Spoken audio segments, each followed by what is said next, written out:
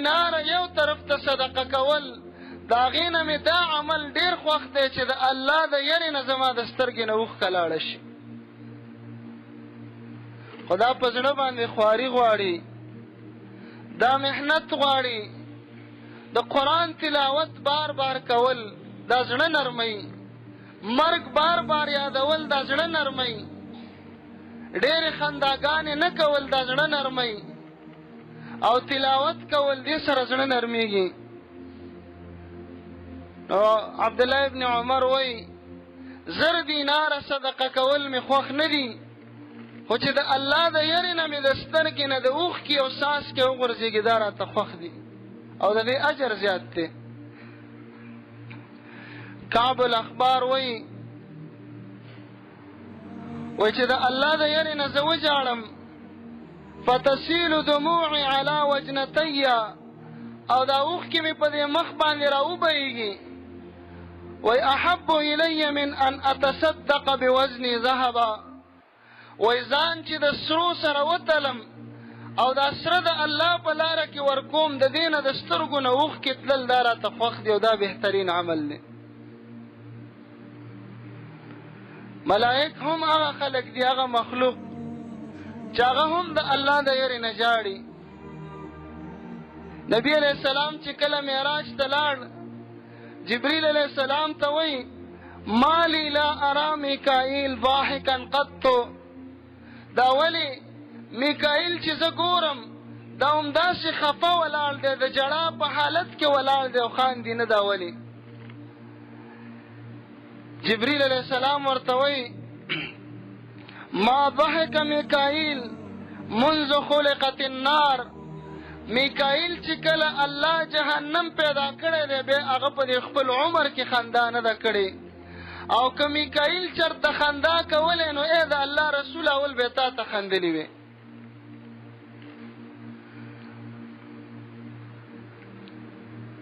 نبی علیہ السلام وایي د معراج په شپه مې جبریل علیہ السلام ولیده د الله د یری نه کالحلس البالی لکه زوړ پوزکی چې راتاو شي داسې غلی او غاړې ته ناست د الله د یری نه او د الله رسول علیه السلام د هغه دا صفت ډېر زیات و دا د جړا د الله رسول امت د جړا نه هم منې کړی دی چې په مړو باندې په غمونو کې په چغو باندې جړل دا منع دي خو بل طرف ته د الله د یری نه که انسان هر څومره وجاړي دا ډېر بهترین عمل دی نبی علیہ السلام فرمایي لیس منا من ضرب الحدود وشق الجيوب ودعا بدعوى الجاهلیه دا زما امتی نه دی چې زوی وفات دی یا یورور وفات دی یا پلار او مور او ګریوان شو کوي او مخ په سپېړو باندې وای او وختر او باسي ودعا بدعوى الجاهلیه او د جاهلیت چغه وای چې ته خو بلانکې خان وي او ته خو داسې باتور ځوان وي او دا وي هغه وي او نبی علیہ السلام وای هغه ویرګری زنانا چې ویر کوي او جړاګانې کوي دوی له الله رب العزت د جهنم جامې ورکوي او په هغې باندې به نن زړه لګېدلې بدبویه جامې به خو بل طرف ته هغه جړه چې د الله د یری نه وکړی شي هغه جړه چې د الله په ذکر کې وکړی شي هغه جړه چې د قرآن په تلاوت کې وکړی شي هغه جړه چې تی د یو بیان په وخت کې وکړي او هغه جړه چې کله د الله د رسول ژوند او د صحابو ژوند بیانېږي او ستا د سترګو نه اوښکې لاړې شي د سرو زرو د صدقې نه دغه عمل ډېر بهتر دی ابن مسعود وی رضی الله عنه وی نبی علیہ الصلوۃ والسلام راته ویل ما ته قرآن وایا خو ما ورته ویل د الله رسوله قرآن خو ستاسو د خولې مبارکې نه ډېر خوند کوي چې په تاسو نازل شوی دی وی نبی علیہ السلام راته وی انی احب ان اسمعه من غیری ما له دا ډېر خوند راکوي چې بل څوک قرآن وایي او زه ورته غوږ کېږدم او واورم. وایي چې کله مې قرآن شروع کړ او سورة النساء دی آیات ته راورسېدلم فکیف اذا جئنا من كل امة بشهید وجئنا بك على هؤلاء شهیدا. داسې یو ورځ را روانه ده چې د هر امت باندې به ګواهي او ای پیغمبره ته به په دې خپلو امتیانو باندې ګواهي ورکې. وایي نبي علیه السلام راته وایي حسبک الآن ابن مسعود تلاوت بس کا، بس په دې ځای باندې ودرېږه. فالتفت الیه دی وایي چې کله ما د الله رسول ته وکتل فاذا عیناه تذرفان، د الله د رسول د سترګو نه اوښکې روانې وې او ژړلې. عبدالله ابن شخیر رضی الله عنه وایي د الله رسول ته رالم په مانځه باندې ولاړو وفي صدره عزيز كعزيز المرجل من البكاء. د الله رسول داسې جاړي او دا سینې خوټ کېږي لکه کټوۍ چې په اور باندې ایښي او خوټ کېږي. عبید ابن عمر رحمه الله وایي ما عایشه رضی الله عنها ته وویل چې داسې یو ناشنا حالت د الله د رسول راته بیان کړه چې تا لیدلی. وایي عایشه چوپ شوه، بیا یې بیان شروع کړ. ویل یو شپه وه او دا شپه زما د نمبر شپه وه. عایشه رضی الله عنها وایي نبی علیه السلام وایي یا عایشه ذریني اتعبد الليلة لربي. عایشه ما پرېږده زه د الله رب العالمین په دې شپه کې د خپل رب عبادت کومه. ما پرېږده، بستره دې پاتې، بیبي دې پاتې. وایي ما ورته ویل د الله رسوله زما زړه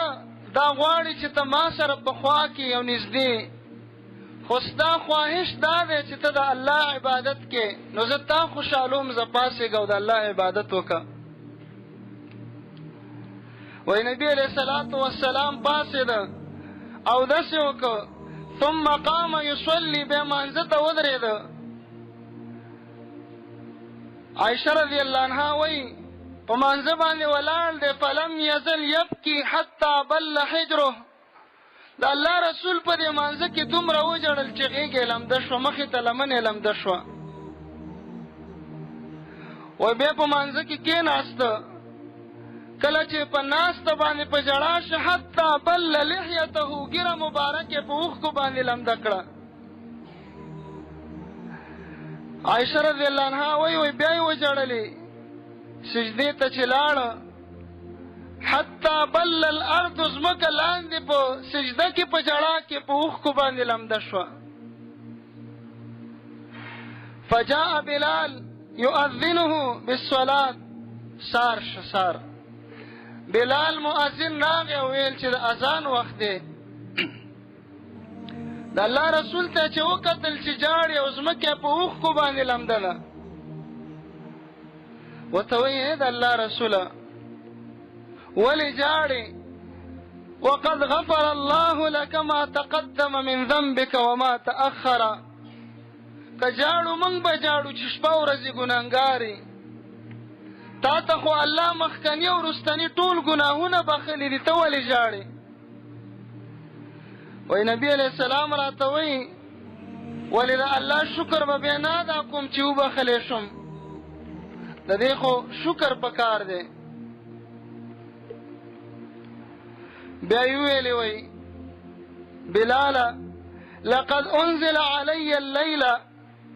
بېګا شپه داسې آیاتونه نازل شوي دي ویل لمن قرأها ولم يتفکر فیها. هغه خلک دې تباه شي چې دا آیاتونه لولي او په هغې کې فکر نه کوي او دا آیاتونه یې ولوستل. ان فی خلق السماوات والارض واختلاف الليل، د آل عمران د آیاتونه یې ولوستل. او بیا چې به وایي کله تهجدو ته پاڅېده، نبي علیه السلام به مسواک کوه او اسمان ته به یې کتل او د آیاتونه به یې لوستل. داسې د الله رسول یو بخښلی شوی انسان د الله د یاري نه په مانځه کې داسې جاړي چې ګیره مبارکې لمده شي او کله د اوښکو نه ځمکه لمده شي او موږ او تاسو قدم په قدم د الله نافرمانۍ کې مبتلا او بیا هم خنداګانې کوو د الله د یاري نه موږ کله ونه ژړل.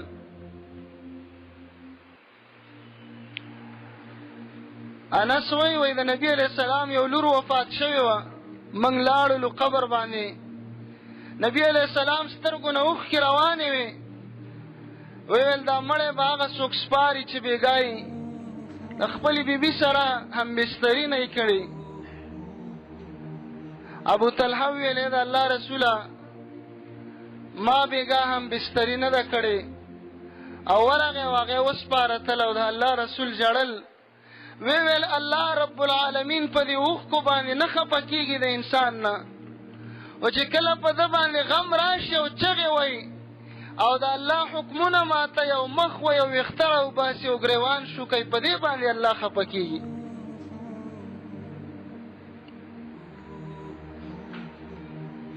عبدالله ابن عمر ابن العاص وایي نبی علیہ الصلوۃ والسلام د سورت ابراهیم د آیاتونه لوستل او بیا وروسته آیاتونه د عیسی علیہ السلام په باره کې راځي. یا الله که ته دې خلکو ته عذاب ورکې دا خو ستا بندګان دي، او که ته ورته بخښنه کې ته زورور ذات یې. فرفع یدیه وقال د الله رسول چې کله د آیاتونه ولوستل لاسونه یې اوچت کړل او ویې فرمایل اللهم امتی امتی وبکا. یا الله ته خو عذاب باندې قادر یې چې عذاب ورکې، خو اللهم امتی امتی یا الله زما امت وبخه زما امت وبخه. وبکاو په ژړا شه، د ځان غم ورسره نشته، د خپلو بچو غم نشته، د پیسو غم نشته، خو د امت غم دی. اللهم امتی امتی یا الله زما د امت وبخه. خو امت د خپل رسول قدمونه په کاڼو باندې ویشتل، امت په غمونو او ښادیو کې د الله د رسول په طریقو باندې خپې کېغوستلې او ټولې ماتې کړلې، او رسول د دې نافرمان امت دپاره ژاړي او دعا کوي اللهم امتی امتی یا الله امت مې وبخه. د الله رب العالمین رحم په جوش کې راغی. الله وی جبریل علیہ السلام ته جبریل اذهب الى محمد، ورشه محمد رسول الله ته او الله ته پته ده تپوس ته وکړه چې ته ولې ژاړې او څه خبره ده. جبریل علیہ السلام راغی تپوس یې ته وکړه چې الله رب العالمین تپوس کوي چې ولې ژاړې. هغه ورته جواب ورکړ. جبریل علیہ السلام واپس لاړ، جواب یې دا ورکړه چې یا الله زه خو بخښلی شوی یم، خو په امت باندې ژاړم، د امت غم را سره دی. الله رب العالمین جبریل راولېږه او ورته وایي محمد رسول الله ته دا جواب ورکړه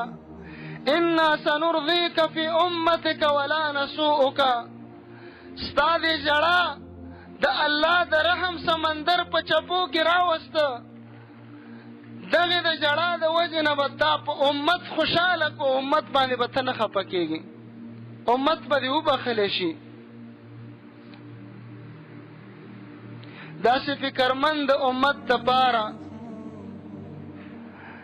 عبدالله ابن عمر ابن العاص رضی الله عنهما وی نور تور شه